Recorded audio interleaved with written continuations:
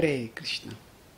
See nature not as the inflictor of misery, but as the instructor of incompatibility.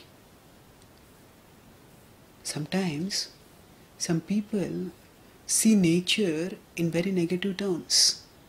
They think that nature is the cause of so much suffering. Nature causes earthquakes and typhoons and tsunamis, and in this way nature causes so much misery to us. And although there is also another parallel positive conception of nature as a mother who provides for our needs through providing us natural necessities, food, water, fruits, grains, vegetables. But the other conception is that nature actually causes devastation and destruction. And in one moment she can destroy things that we have labored for years and years, decades for achieving. Such is the fearsome power of nature. Now how do we deal with such two contradictory conceptions of nature? One as the provider of necessity, and the other as the inflictor of misery. So in the Vedic conception, when the goddess is worshipped, often people say Jai Mataji. They understand that the goddess as a mother. So that conception of the goddess as mother is there. But one of her names is also Durga. And the word Durga means fort. So this word, in the past, sometimes prisoners would be kept inside a fort. So similarly, so that they would not be able to escape. So similarly, there is this world is like a fort in which we are kept. Now, within this fort, because this is a place where we are living an incompatible existence, we are eternal souls, but we are caught in temporary material bodies in this temporary world. And that's why the very incompatibility of our situation is going to be a recipe for misery. The very fact that we are eternal, but we are seeking pleasure in the temporary, that is going to cause us misery. Just like a child who makes a sand castle and thinks that, oh, the sand castle will be so enjoyable. That child is going to suffer, because when the sand castle is going to be destroyed sooner or later.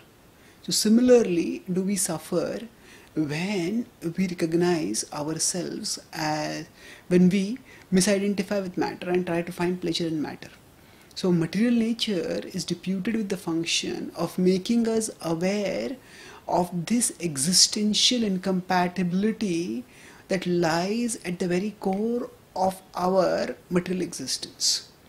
And so her purpose is not to make us miserable. Her purpose is to free us from misery by freeing us from our attachment to matter.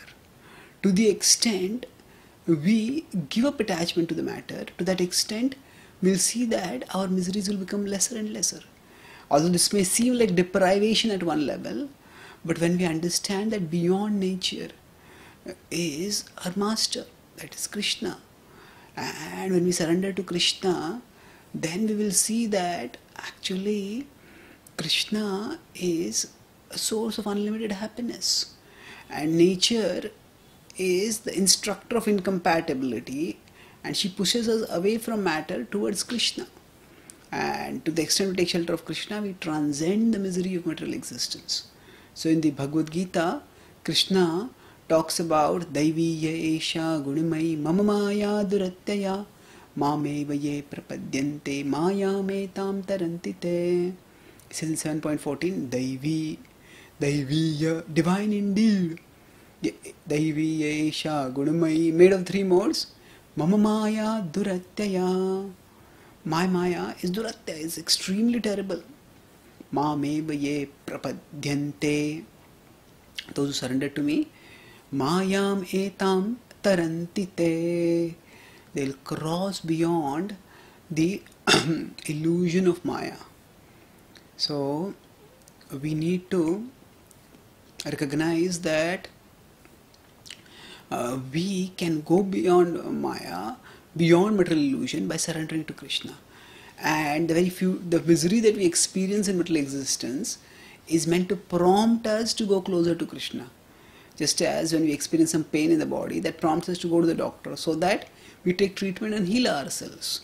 So material nature is actually deputed by the Lord to heal us of our incompatibility, and the misery that we experience in material nature is a part of that program to bring us back to compatible existence.